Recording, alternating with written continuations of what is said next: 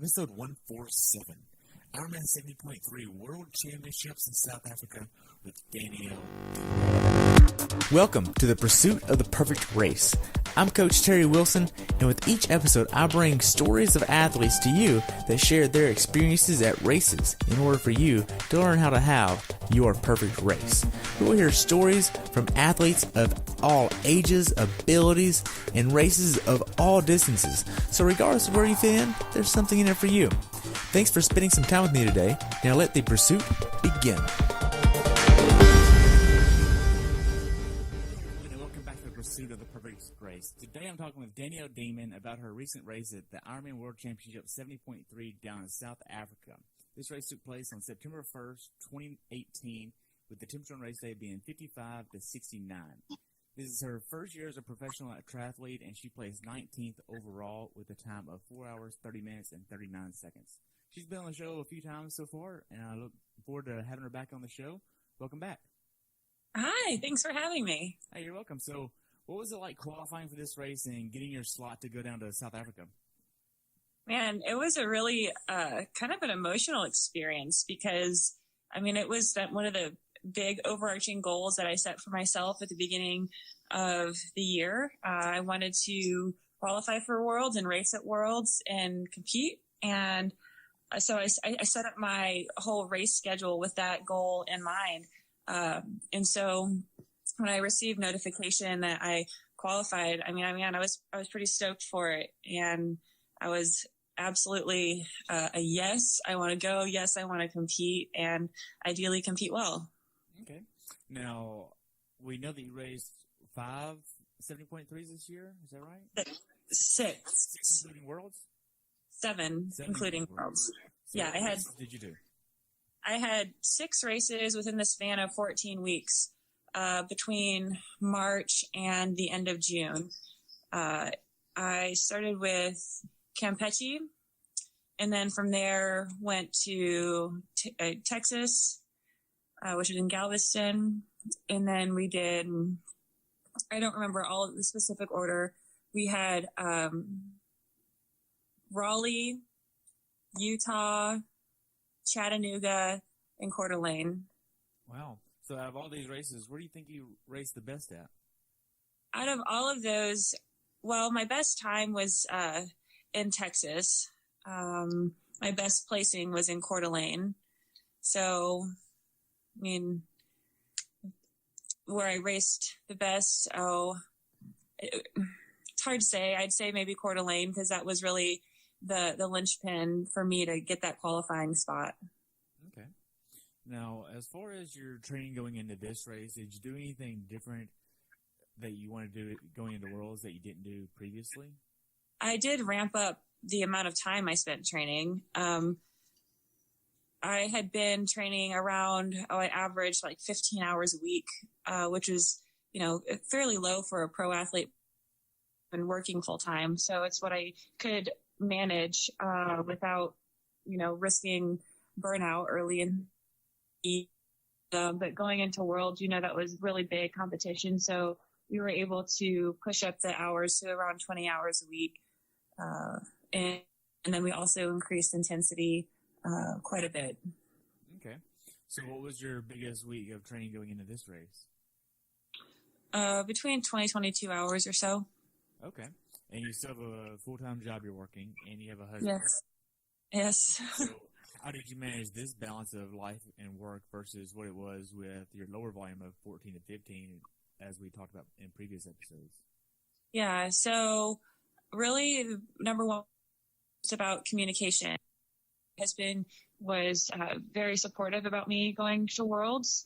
He's been by my side through this whole thing. So he wanted to make sure I was successful. So he understood I needed to increase my training time. So he was, really helpful in like getting dinner prepared for us, helping clean up after dinner, things that I normally would have done, but he kind of took on some additional responsibility in that regard to help save me some time and help me spend some more time on recovery. And then, everything was just about having a set routine and sticking to it and just taking everything, really one training thing, like, you're going to have to edit this out. Session, sorry. So taking one training session at a time, and just one thing in life at a time, and just moving forward like that. It really helped us out. So. Okay. Now, did you have any days where you just didn't want to train because you were too fatigued, too sore, too tired, anything like that? No, there wasn't a moment that I didn't want to train. There was just moments that it was more harder than others because I was more fatigued or more tired, but I knew that it would all pay off, and that rest was coming eventually. So you built enough character in your training to get through this. Yes, it was a lot of character building.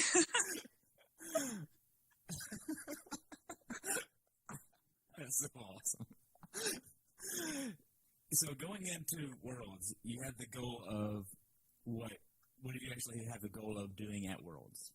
Yeah, so there were 46 women that accepted slots for Worlds. So that's what came out a few weeks before the actual race. And then I, in the back of my mind, I had this goal, which I wasn't really saying out loud. But I was really interested in a top 15 finish, but would be very happy with, placing in the top half of that field. So with 46 women, I'd be in the top 23. I would be really happy with, really kind of with that personal goal of a top 15. But then when we got to actual race day, there were women that did not show up for whatever reason. And so we started with, I believe, 29 women. I think one was a DNF. So we ended with 28.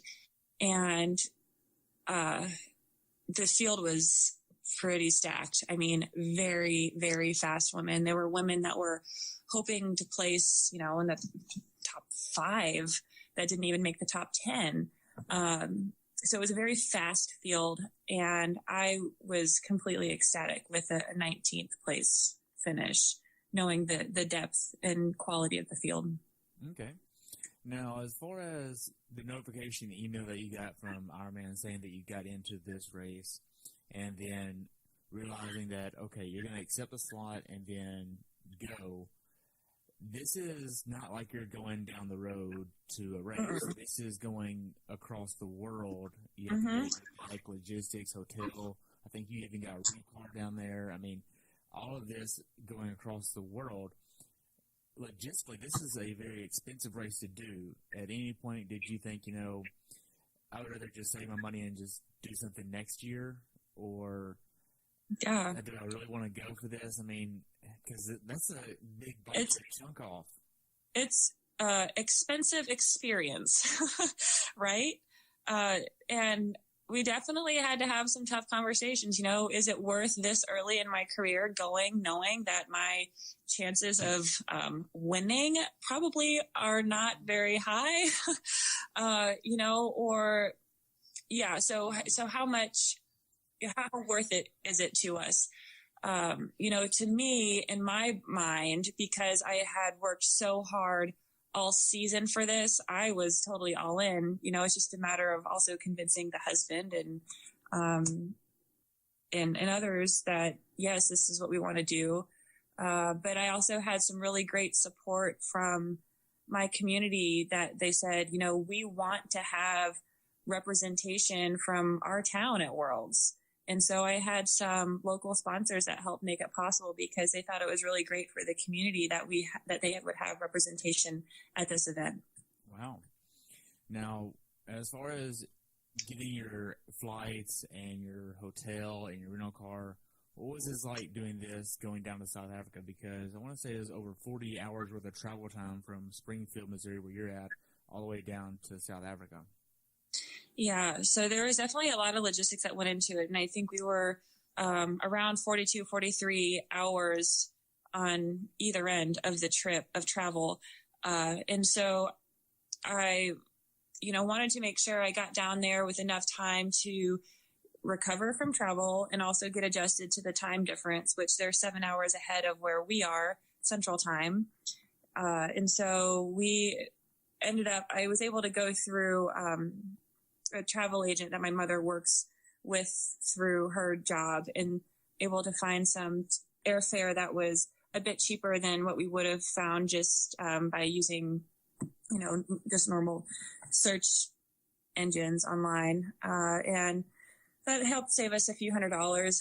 But really the most expensive thing was getting over there. Once you're over there, it was a lot cheaper because of the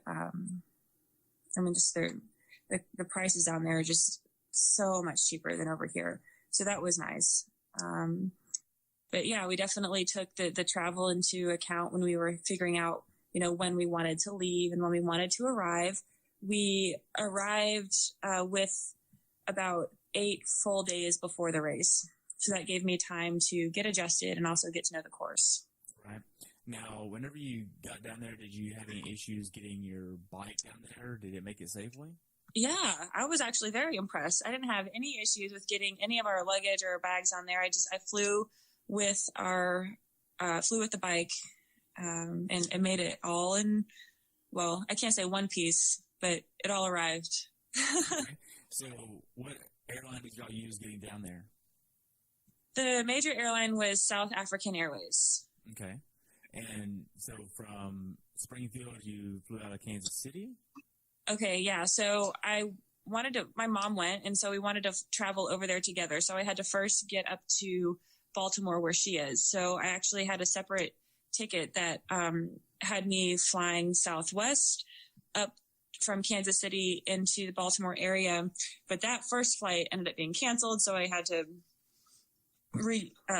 configure some things. Ended up actually flying out of Springfield up there to Baltimore, and then we flew out together, had a connection into JFK, and then JFK to Johannesburg, and Johannesburg down to Port Elizabeth. Wow, so that's like a 15-hour flight from JFK to Johannesburg? Yes, it was about 15 right on the nose. Wow, so did y'all get first class here, or did y'all just get business? What was this like? Oh, yeah, that was a great experience. No, I think Grayson said, my husband said, we could do that. We just need to sell the house and everything that we own.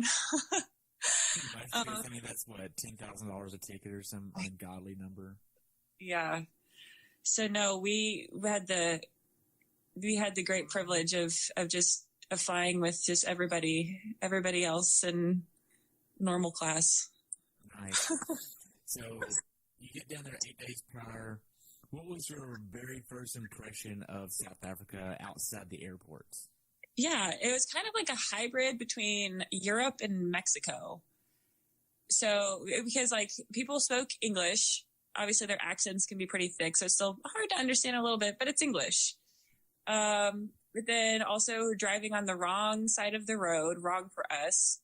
So that took some getting used to. Thankfully I wasn't driving, my mom was driving. So that was also an experience. And then there was palm trees everywhere, but there was palm trees next to pine trees, which was odd to see because you don't normally see that. People were really friendly and welcoming. We didn't feel concerned for our safety at any one point, which we had concerns about safety going down there because we had heard some pretty crazy things about the area, but we didn't have any concerns. Really, the only thing is that theft was an issue in the area, so we just had to make sure we kept an eye on all of our belongings. But other than that, it was beautiful. An absolutely stunning area, really nice people, and I would absolutely love to go back if I could. Now, the food quality, how was the food quality down there? Oh, food was great. We ended up, going to the grocery store and cooking most of our meals. But whenever we were out, they use lots of fresh produce. Their proteins are a little bit different because their animals in South Africa are a little bit different. Yeah, so my mom had wildebeest one night. Actually, they say wildebeest, wildebeest. Yeah. I had impala curry.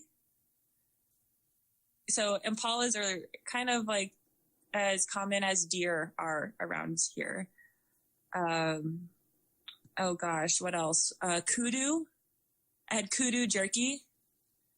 I think ostrich jerky, which I think we can get ostrich over here. I'm trying to remember. I think those are the big ones that we had. Yeah. Wow. Now, did you have a hard time getting adjusted to the time zone? Travel was so exhausting. By the time we got there, we were definitely just ready for bed. And I don't feel like it took much for us to get adjusted just because the traveling was so exhausting. So, yeah. Okay. Now, for your cell phone, did you get an international plan? What was this like? Yeah, we have a pretty good plan with our current company. And so when we went over there, we could use data for like $10 a day. But we ended up just keeping our phones on Wi-Fi most of the time, on airplane mode most of the time, and then just connecting to Wi-Fi whenever we had that. I did choose to use data down there, which we had like one phone that we were using for data so that we could get around better with like Google Maps and, looking up things if we needed to. So.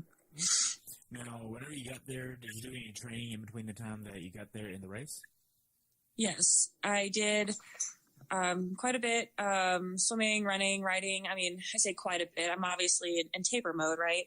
But I did get out pretty early on in the week and went on a group ride with some of the locals. That was a lot of fun, kind of getting their feedback and perspective on the course. And then I did some pool training. Actually, it was my first time swimming in a 50-meter pool. Your face. Yeah. So that was an experience getting used to, swimming obviously in a much longer pool, but that was fine. We did some open water swimming as well, kind of to get a really good feel for the water temperature and currents and, so quite a bit of training, but obviously not too much going into Worlds. Okay. What was your impression of the road quality there? Yeah, that was rough. That was really rough. So one of the big goals that I had going into this race was to get very used to the bike course. I know that's my strength right now in racing. So I wanted the bike course to feel like a home course. And so when I went out the first day, I felt like, gosh, I was just getting rattled to pieces. The roads were pretty rough. I like to say it was like chip and seal on steroids. Really? Yeah. So like my bottle cage was rattling loose. And so then I started experimenting with running about 10 PSI lower in my tires just to see if that helped provide a little bit more cushion. And that was much better. And I got really, really comfortable with that. Did it soften the roads a little bit for you? It did. Yeah. Made it much more comfortable. Mm-hmm. And for this, you're using 80 and 85? Correct. Okay. And this is still in your Atom composites? Yes. So with your wheels and the lower PSI, do you feel like that made a difference where it was giving you better performance or more comfort? Oh, I'd say both. I mean, if I'm not comfortable, it could affect the performance too, right? So I thought it was important for me to make sure that I am comfortable, but I don't feel like I sacrificed speed either by running a lower PSI. Okay. Now, as far as your travel logistics and getting there, do you have anything else you want to add about that? No. Okay. I know your husband flew in a few days later. Oh, yeah, he did. So my mom and I traveled over there together, and my husband arrived a few days before the race. He couldn't take off that much time from work, so he was able to come and experience South Africa and the race with us. Nice. Now, you're going on a lot of safaris? So we didn't do too much before the race. Obviously, everything before the race for me was basically business as far as training, resting, eating, and getting ready to race. But we did have what they called a lion park about 2 kilometers from the house, which we did drive through one day before the race. And I mean, it was pretty cool to be kind of face to face with some lions. They seemed pretty docile behind the electric fence, which was great. And we saw some other really cool looking animals while we were there. But then we did a bigger safari, about a 4-hour safari after the race, where we saw giraffes and lions eating a giraffe. And I think we saw some zebras, some different types of, like, their versions of buffalo, which is like blessed buck and blue buck, and I don't even know. Lots of cool animals. Wow. So as far as the race goes, how was the check-in process for this, and was the hype all what you thought it would be? Oh, yeah. I mean, anytime that we went down near the expo area, there was just a lot of energy in the air, which was really nice to kind of be around that because it is energizing. But I'm also thankful we didn't stay down in that area. We stayed about 30 minutes away from the transition areas in the downtown area. We stayed on this farm, which was very peaceful. So I'm thankful that we had that space away from all of that hubbub and energy, just to have some peaceful time to relax. But whenever we were down there, it was a lot of fun. I mean, really interacting with people from, all over the world, learning about where they're from and their stories on getting there. It's a neat experience. But the the check-in process was fairly simple. We had kind of 2 different areas where we had to check stuff in. We had the T1 and T2 were separate from each other. They weren't too far away, maybe 1.5 miles apart. And we had to check in our run bags in T2 the day before. And then as pros, we could bring our bikes in to T1 on the morning of the race. So we didn't have to deal with that check-in process the day before. Nice. As far as getting your bib and all your gear, was this process any different than any other race? I'd say it was, because they had an overwhelming amount of volunteers that were helping with this event. There were 5,000 volunteers for 3,000 athletes just to hold these races. And so I think that in and of itself was really remarkable. Whenever we went to the expo to get all of our numbers and chips and all that, when I walked in, they had somebody there just designated for the pro athletes, which was really nice. But other than that, for everybody else, it seemed like a fairly seamless process. They had everything marked really well, and people were there helping in whatever you needed to get done, giving you directions. So I think that was a little bit more than normal. Okay. Now, did they take a picture here? They did. They called them biometrics, where they took our picture and then a fingerprint, just to make sure that, we are who we say we are and our numbers and bodies all line up. Okay. Now, as far as the expo, were there a lot of vendors there that you recognized, or were these vendors that you didn't recognize? Oh, I think there was a good mix. A lot of vendors that, are fairly common within triathlon, but then you had some vendors that were more specific to the kind of South Africa or European area that are more common in the U.S. So it was kind of nice being exposed to those vendors as well. Nice. So the day before the race, are you getting any type of meal in that you want to make sure that will help you prepare for the race the most? Yeah, I don't have, a specific meal, but I say that I have to eat this every day before every race. But I did make sure, obviously, I'm getting in some good vegetables, some good carbs and lean protein. So we actually had a grain that is common to the, South Africa, and it's called SAMP, SAMP. And I mean, it was like 75 cents for us to buy a huge bag of it over there. And we fell in love with it. But then we checked Amazon to see, well, can we buy this stuff back in the States, or how much is it? It was like $12 on Amazon. So we're like, well, shoot, we're taking back a whole bunch of this stuff. So we actually had some samp and potatoes, and I think I had some spinach and chicken the night before the race. Wow. Did you get a lot of sleep the night before? Actually, yeah, I slept pretty well. Generally, I have a tendency to wake up quite a bit, just with excitement before the race. But I ended up going to bed, maybe around 8 or so, and we had to get up at 3:30. Okay. Now, I know your race doesn't start till, what, about 9? Oh, no, it started at 7:30. 7:30? Mm-hmm. Okay, so your race starts at 7:30, and what are you doing before then, waking up at 3:30? Yeah, so got up and number one thing is coffee, right?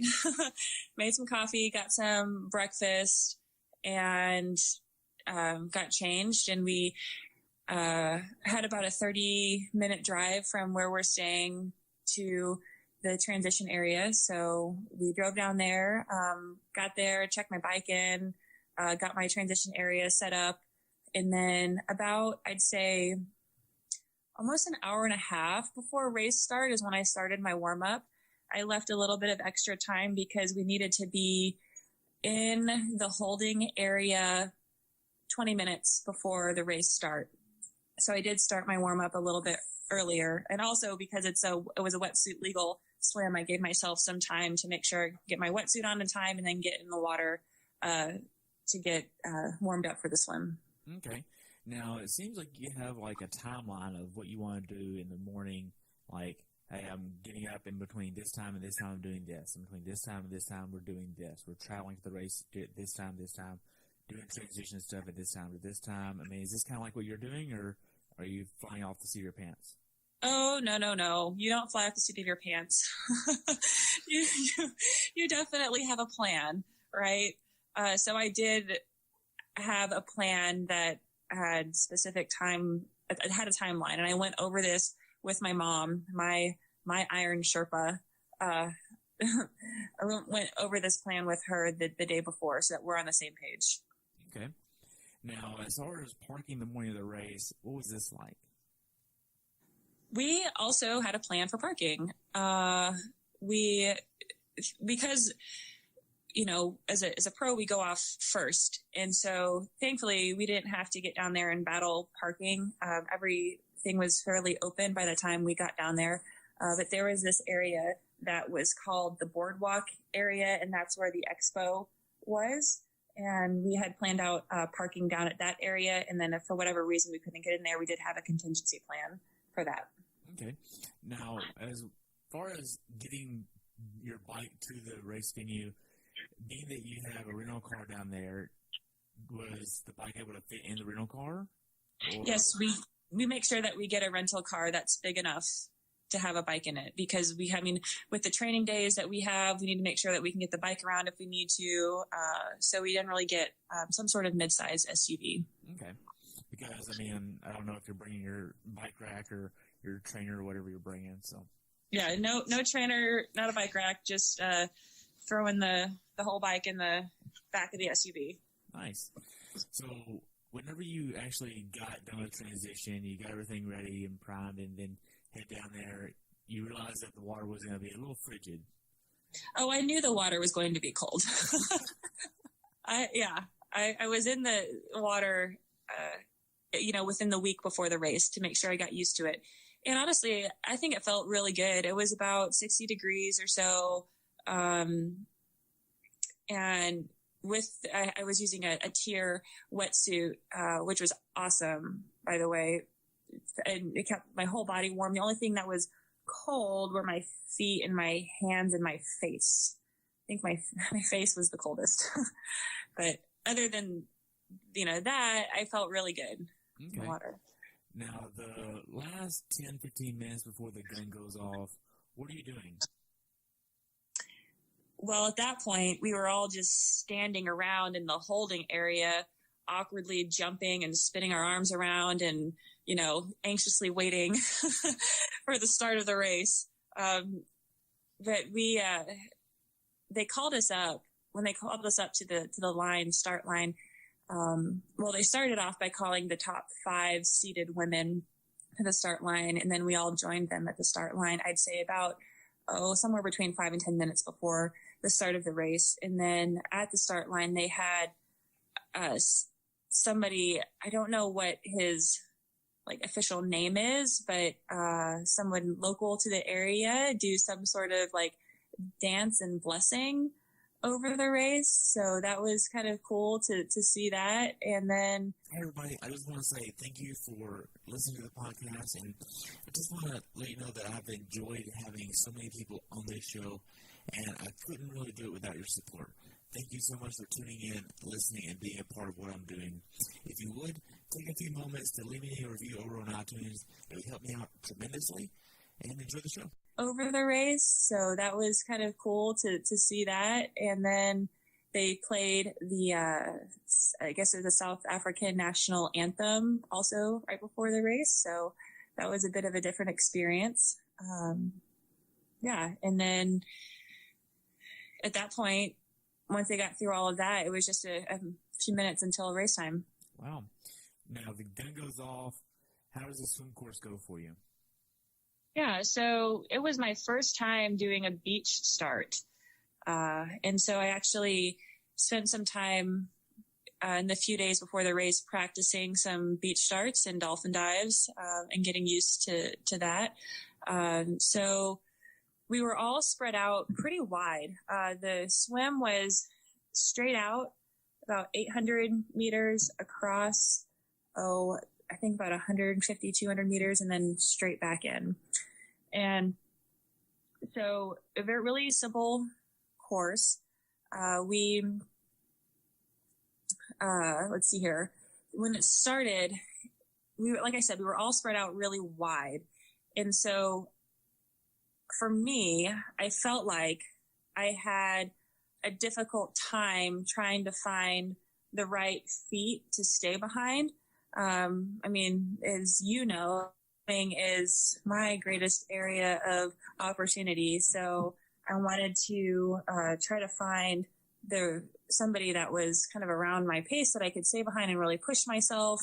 So I did find some feet to stay behind, but I think it was around 400 into the race, I found myself feeling alone again. But then around 600, I felt these little fingers grazing my toes. I'm like, oh, there's someone behind me. I thought it was just me.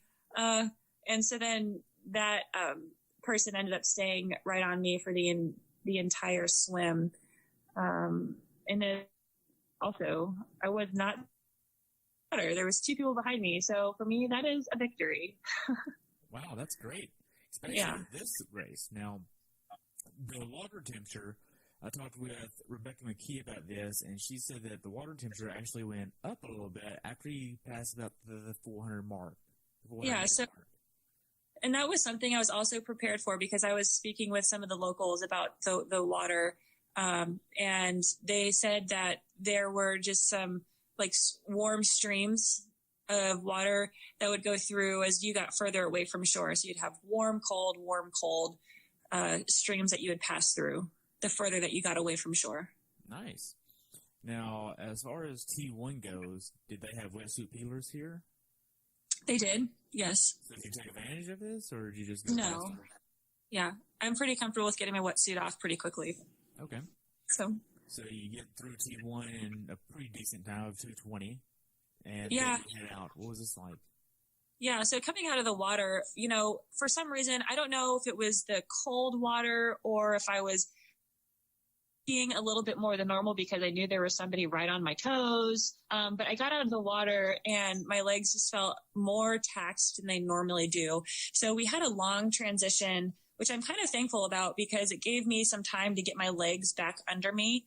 But we did have a long transition up into T1, and I was able to quickly get my wetsuit off and get everything on, get out on the bike. once we got on the bike, we had a little climb that we had to get over. So once I got over that climb, then I got my feet kind of strapped down into my shoes. And then from there, we kind of had another just long, steady climb the first, I would say 30-ish, 30-ish minutes on the bike. Okay. Now, did you have a power strategy or a heart rate strategy or a cadence strategy that you wanted to hit for this?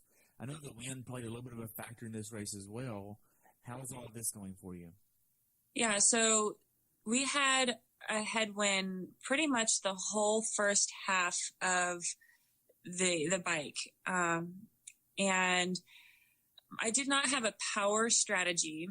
All the races that I've done this year have really been by feel. But then I also do watch heart rate and I watch cadence. Whenever I get on the bike, it does take me a little bit of time to get my heart rate settled from the swim and the transition. And so I take about the first 5 minutes or so to really try to get my heart rate down to where I'm comfortable and something that I can maintain for a long period of time. I did notice, though, in this race, my heart rate dropped a lot quicker than it has in previous races. I've had races where it stayed pinged above 170 for the first 30 minutes, and that's just not good for me. But I did notice that it dropped pretty quickly, which I was thankful about that. You know, we had done some specific training to work on that, and so I think that paid off. What was the training like? Yeah, we did swim to bike training. We'd do like some brick sets where I'd swim and then get on the trainer for a hard effort and then jump back in the pool and do that a few times. Okay, you think that helped? I do, yeah, I do. Or we also do longer, I'd say it's like a longer, harder open water swim, and then we'd jump on the bike for a long effort. So we think that helped because I also had done some efforts where we were trying to replicate the first 40 minutes of this bike course. We knew that it would have a long, steady climb. So we did some efforts that would replicate that. Okay. Now, knowing that you were not the last out of the water, but you wanted to pass some people on the bike, in which you did, how was your mindset at this point of the race? Yeah, so I knew that my greatest chance to actually make up the most ground would probably be the first half of the bike for a couple of reasons. I mean, with the bike being my strength, I wanted to really push that first half. I knew the course going into this, and I knew the road surface was challenging. And so I knew that there were girls who didn't have quite as much time as I did getting used to the course or have as much knowledge with the road surface. I also knew that the wind would be more in my advantage. So I tried to really push that first half of the bike to use what would be more challenging to others to my benefit. That was kind of my mentality when I was out there. And then I also, at some point, I thought, if you're going to risk blowing up in a race, you should risk blowing up at the World Championships. And so with that in mind, I just decided to ride really hard and just see what happens. And I noticed that my power was pretty high the first, 45 minutes or so. And I thought, I'm just going to try to maintain this and see what happens. And thankfully I was able to maintain that power throughout the duration of the race. Nice. What kind of power was this for you? For me, it was actually like 10 to 20 watts higher than what I normally do in a race. And like I said, I don't have a specific target power that I'm aiming for because every race is different. Situations are different. How I'm feeling is different. But I try to kind of settle into a power early on in the race and then try to maintain it. So that's what I did here. Okay. Now, with this known about how you wanted to really attack this, getting some ground on the first 30 minutes, did you have a nutrition plan that you wanted to execute in a certain way to help prepare you for this? Yeah, so I I did what I have been doing in my previous races, and then what I have been doing in training, because what I was doing, I felt like was working for me. And so I didn't really want to change it up. But I work on getting a series of like goos and some solid food in there. Okay. Now, how many calories per hour are you trying to hit? Yeah, it's about 300 calories an hour. Okay. Was the quality of the water here in South Africa good for you? Did they have bottles of water? What was this like? So actually, South Africa, when we were there, was in the middle of a drought. And so they did not recommend drinking any tap water. So we did rely on bottled water while we were there. And I mean, they did have water available on the course. I'm assuming it was bottled water. I mean, I don't really know. Okay. It was just the water that was in the bottles that they gave to us. So yeah, and it was fine. I didn't have any issues with it. Okay. Now, as far as the bike ride goes, how were the aid stations themselves? Were they stocked well? Yeah, aid stations were good. They were stocked well. I did take water at 2. I didn't keep the bottle. I took the bottle, drank what I could, and then threw it. Mostly because I hadn't quite gotten through what was in my, I have a bottle right in between my arrow handle and where was I? The water on the course. You're putting water in your arrow bottles. Yeah. So I hadn't quite finished the water that was out of my arrow bottle yet. And so I didn't want to open it and then put more water in it. So anyways, I just took a bottle from the aid station, drank what I could, threw the rest. And then, I did need water at the last aid station. And I don't know if this was a mistake. It might have been a mistake, but I was also kind of caught up in the heat of the moment. This station was about, I'd say 30 minutes from finishing. I definitely needed water at that point. But it was on a section of the course that was flat and we had a tailwind. So when I was approaching it, I mean, I'm going pretty quick, but I thought, I need water. So I slowed down, not slow enough because I missed 2 bottles. And then at that point, I knew I would have had to slow down more and I just didn't want to do that. And so I just said, forget it. I'm just going. I'll drink the scraps that are left and hope for the best. Yeah. So I ended up having to take a goo about 10 minutes before finishing without much water. And I think that might have been a contributing factor to how I was feeling on the run. But yeah, I mean, you live and learn. Right. So describe the scenery that you got to see on the bike ride here. I mean, is this nice views? Was this poor views? What was this like? I mean, it was just terrible. They could have picked a better place to do a race, really. No, it was stunning. And, another reason I'm happy I got there early was to get to enjoy the views. We were next to the coast for large portions of the race. And, I mean, you're just overlooking the Indian Ocean. You see the waves crashing against the rocks. The air is cool. And, I mean, it's just something that, I'll never forget. Really stunning. But like I said, I'm happy that I was there several days before the race so I could enjoy the views because during the race, you're not really looking around too much. Gotcha. Now, as far as the bike ride goes, did you see a lot of flats or mechanical issues? No, I didn't. I did not. I didn't see any issues out there. Mm-mm. Good. Now, this race is not like it was in Raleigh where you didn't see anybody for 40, 50 miles, was it? Yeah, thanks for rubbing that in. Just asking. Yeah, no. Raleigh, I think it took like an hour and 40 minutes to finally see somebody. No, this race, I'd say it took 20 minutes to finally see the first person up the road. And for me, I mean, that's what I need. I go chase people. And so I saw somebody, I said, all right, that's my girl. got to go get her. So once I caught her, then I would, maybe a few minutes later, I'd see another speck on the horizon. I'd say, all right, there she is. I'd go get her. And so I just kind of I played that game for a long time. And I will say, this race was different in that they had the women's race on Saturday and the men's race on Sunday. And that's unlike any race that I've done. Generally, the men and women are mixed together, which I like for me because I use kind of those rabbits to help me stay focused on what I'm doing in the bike.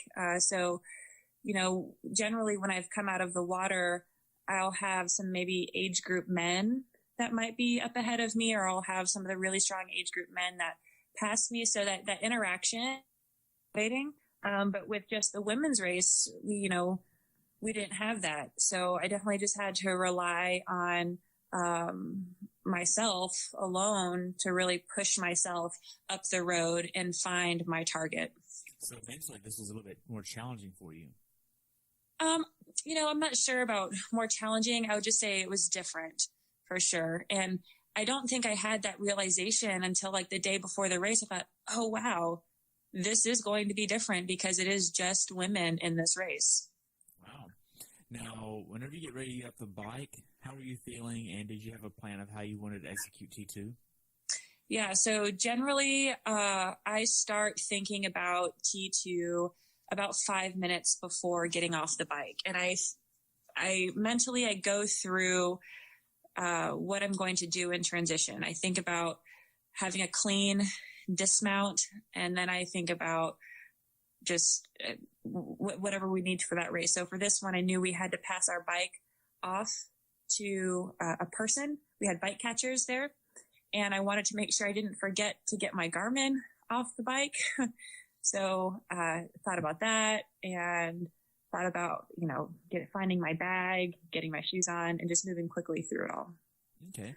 So they actually took your bike so you didn't have to walk with your bike anywhere? Yeah, it was nice.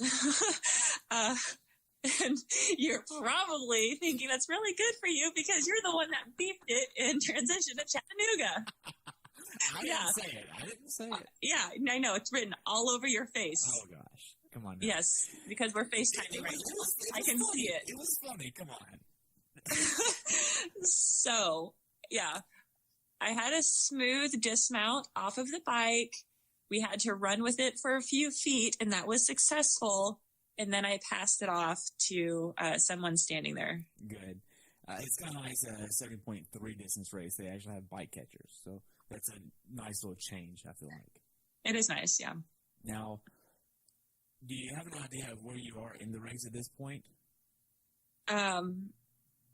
I knew that I was in the top 20. I think I knew I was sitting like 18th or 19th at that point. Yeah. Hey, I have to say about transition, you failed to mention this. I had the fastest T2 of the day. Really? Yeah. I saw something was the fastest.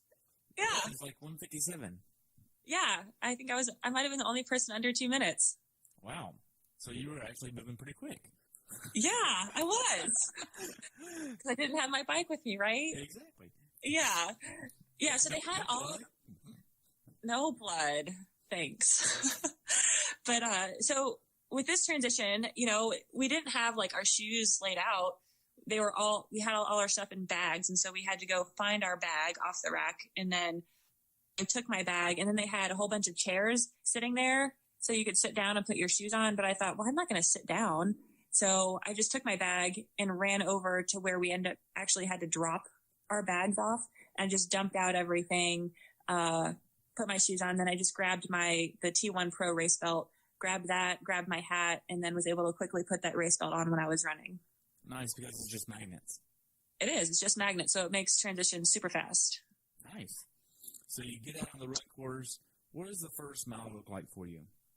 Yeah, first mile, there's tons of spectators out on the course. Actually, the entire course was lined with spectators. There wasn't one point that I thought, man, this is boring.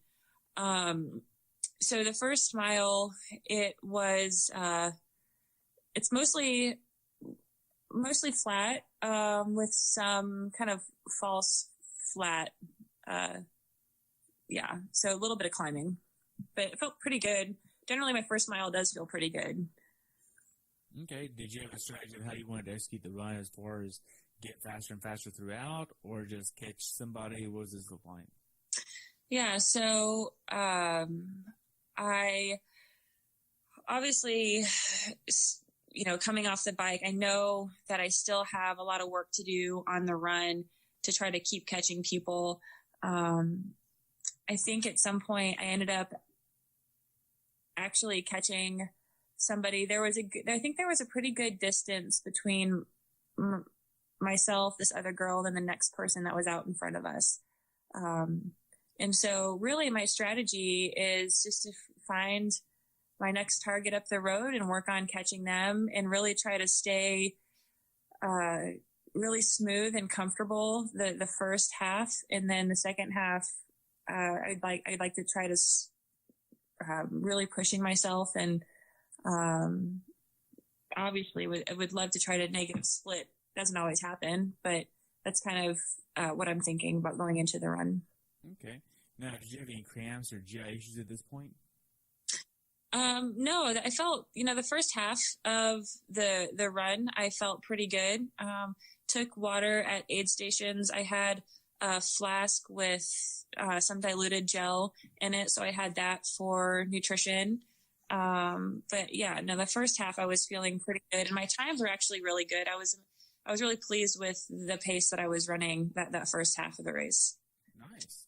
Now, as far as the course itself, what was different about this course than previous courses, aside from being marked in kilometers versus miles? So what was different about this, I would say, like I said before, spectators lined the whole thing. It was a 2-lap run course, but the transition area was basically like smack dab in the middle of it, and the finish line was right kind of in the middle of it also. So if you had anybody there to support you, to cheer for you, they got to see you about 5 times while you were out on the run. So that was really nice. It wasn't like we had to do one big out and back and then you can't see your, so I thought that was really nice and how it was situated. Okay. Now, what was it like seeing other Americans on the spectator course? Oh, it's always fun to see Americans in other countries. You just have that general camaraderie, that feeling of, you both traveled from the same area, really long ways away to do this crazy race. So yeah, it was fun to meet and interact with them, learn about where they're from and what got them there. Nice. Now, as far as the later portions of the run goes, from say 8 to 12, how is this going for you? Yeah. So the run, I started to suffer, and I think for a couple of reasons. One, the risk that I took on pushing the bike pretty hard. I started feeling it the second half of the run for sure. Legs started getting heavy. My hips kind of started cramping up a little bit, just from general fatigue. And then my stomach felt like felt really saturated. I felt like if I took something in, it would just sit there. I didn't feel like I was really absorbing much. And so I kind of stopped taking nutrition. I would kind of just take a little bit of water just to wet the whistle. But I just felt like I could not take any more goo product, or just because my stomach was feeling, like I said, pretty saturated. And I think, part of it was that I did, like I said, push myself pretty hard on the bike. So I think my GI was paying for that. And then, not having maybe enough liquid on the bike, I was trying to compensate for that on the run, which I don't think that worked out too well. Okay. Now, the water on the run course, it's not in cups here. Right. It was in, I guess, a sachet packet. So a little plastic bag full of water. Was these pretty nice, or were they yeah. Cool? What was this like? Yeah. It's really nice. For a couple of reasons. One, you actually get more water in. You just kind of bite a little hole in it, and you can take as much or as little as you want to. With cups, you might get half the cup and the other half just flies over your shoulder. But you can also take multiple water sachet packets. So, I was taking 2 packets. You can take it pretty quickly because you're just holding this like water balloon in your hand, and you could hold another water balloon at the same time. So yeah, they're nice. Did you find it difficult to use these? No, it's super simple. Wow. Like I said, bite a hole in it and drink. So would this be a new addition that you think would be nice for other races? Oh, absolutely. Yeah. Okay. Now, mentally, in these later portions of the run, was this getting harder for you? Were you going in any dark places? What was this like? Dark places. I don't know about dark. It was definitely challenging. I was able, like I said, to catch somebody, and we actually were running together for quite some time, but then she gapped me. And in my mind, I'm thinking like, go with her, stay with her, but then the body's not responding how you want it to. And so I was just like, you know what? You know where you are. I think at that point I was sitting 18th. You just need to run steady. If you can just run steady, hold this pace, no one's going to catch you. Just keep it steady. And so I just really tried to focus on keeping everything steady, keeping it smooth. And then with about, I'd say, a mile to go, I did end up getting passed by somebody. And I'm like, all right, go with her. And then she passed me. I'm like, go with her. And I couldn't quite stay with her. And so I think she ended up finishing about 40 seconds or so ahead of me. But I mean, at that point I was thinking, you're top 20 in the world. Like, this is pretty awesome. Wow. Now, as far as the run course goes, what was the funniest thing that you saw on the run course? You've asked me this question before. I don't remember laughing at all.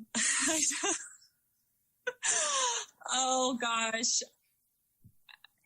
Well, I mean, I saw lots of funny things when I was watching the men's race. I don't remember really seeing anything funny during the race, really. Okay. Now, the last mile, you talked a little bit about that, but what was the last 800 yards like before the finish line? Yeah, so it's actually kind of weird how they had the whole finish area set up. It was kind of like a little maze that you had to work through. At one point, I'm like, am I still on the course? Like, where are we going? This is crazy. But then kind of once you get around this corner, you just see the red carpet, you see people lining it. And I mean, it's just pretty surreal, right? It's fairly emotional. Part of you is thinking, okay, just get yourself to the finish line so you can be done. But then once you cross the finish line, it's like for me, I mean, I was just completely overwhelmed with emotion, and it's emotion that I wasn't expecting. I wasn't expecting to feel the sense of gratitude and accomplishment that I felt. But then once I did cross that finish line, it was just, I mean, I was a wreck. Just immediately just started crying, and my husband was standing there. And so gave him a really big hug, and I just started sobbing because, I mean, now I'm getting emotional. So much that has gone into getting to where I've gotten to this year. I've gone through a lot in my personal life and questioned if, going to Worlds is the best decision. And so actually getting across that finish line just brought up so much sense of thankfulness for the journey and the people that have surrounded me through this. And also it's just given me a greater hunger for the sport. And so, like I said, it was just emotion I wasn't expecting. And I'm absolutely thankful to have done the race and completed and finished so well. What triggered the emotions, you think? Like I said, it was the finish line. Like, there's something about that darn finish line. Whenever you stand there and watch other people cross finish lines, you just see people get so excited. And I don't know what it is about that finish line, but it definitely reminds you that you've worked really hard for that moment. And so, it's a moment I'll never forget. Wow. Now, after you get your medal and your gear and all that stuff, what did you do afterwards? I went to get a massage, and this was a cool experience. And so once I kind of got through, like you said, I got my hat, medal, and all of that, I went to get a massage. When I walked into the tent was full of volunteers. I'd say, gosh, maybe 60 people in these green shirts. And I walk in and they look at me and they all just started clapping. And they were just congratulating. The whole tent was clapping for me. And I was like, oh, stop. And they were making me cry again. So that was kind of a cool experience. And these were just volunteers that kind of signed up to do massage. They really hadn't done massage before. So they were all learning on us athletes. But that was cool. Wow. Now, after your massage, what did you get to do?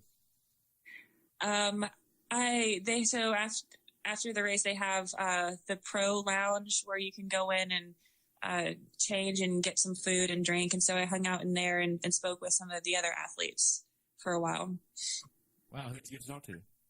I spoke with quite a few girls, some of the other Americans that I raced with and have gotten to know this year, Laura Matthews and Kyra Weens. We talked, and then I spoke with Heather Wortel for a while, and Jackie Herring are both from Canada. But Heather had a great race that day. It's crazy. She raced really fast, but the whole field was just really fast. So kind of learned about her experience. So it was nice to spend an hour or so speaking with all them. Wow.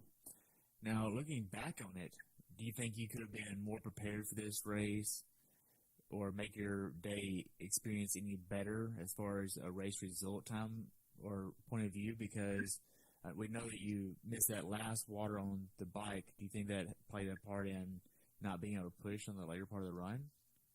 It's possible. It's hard to say. I could have made a decision to not push as hard on the bike and then been able to have a faster run. But if I did that, I might not have caught as many people on the bike as I did. Like I said, it's hard to say. Maybe if I did just take a few extra seconds to get that water, it may have helped. But overall, I feel like I did everything that I could to have a successful race. I look at some of the times and I look at the 17th and 18th position in front of me. I'm like, man, they were like less than a minute. I could have found that somewhere, right? So I don't know. I'm not gonna play the what if game because in my mind I feel like I did do everything that I could to have a good day, and I'm thankful for it. Wow. Now, how could Ironman have made your experience of this race even better than what it was? I don't know that they could have. I think that everything from the check-in process to the actual race and post-race was really great. Maybe the only thing is because we were staying, so far away from the check-in area, maybe it would have been nice to have an earlier check-in time. So the day before they opened check-in at 2:30 p.m., which meant that, we had to be there in the afternoon, which I would have preferred to be back at the house resting. So that just made our day out in town a little bit longer than I would have liked the day before the race. So I would say maybe if that check-in time was earlier in the day, that would have been helpful for us. Okay, so move the check-in process up earlier in the day before. Yes. Yeah. Okay. Now, for first-timers that we're doing this race next year, we know it's going to be in Nice, France. what advice would you give them to go into the World Championship like this? Yeah, I would say know what your goals are for the race. Have very clear kind of expectations about what it is that you want to accomplish while you're there. And whomever you're going with, make sure that you guys are all on the same page about that. I would say, I think, for the age group athletes, they know pretty early on that they're going over there, right? For me, I mean, I just had, I don't know, a couple months, month and a half. Yeah. Month and a half. Yeah. 6 weeks, before the actual race that I knew I was going. So I think that's nice for the age group athletes. They have essentially a whole year to prepare. So know your goals, know what expectations you have, and go into it with an open heart and open mind. I mean, you never know what you can do until you really push yourself.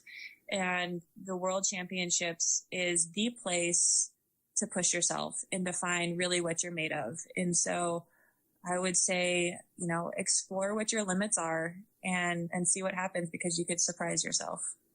Wow. So what's next for you? I'll go and do Ironman 70.3 Waco, which is the end of October. That'll be a fun race because I went to Baylor and I lived there for 7 years.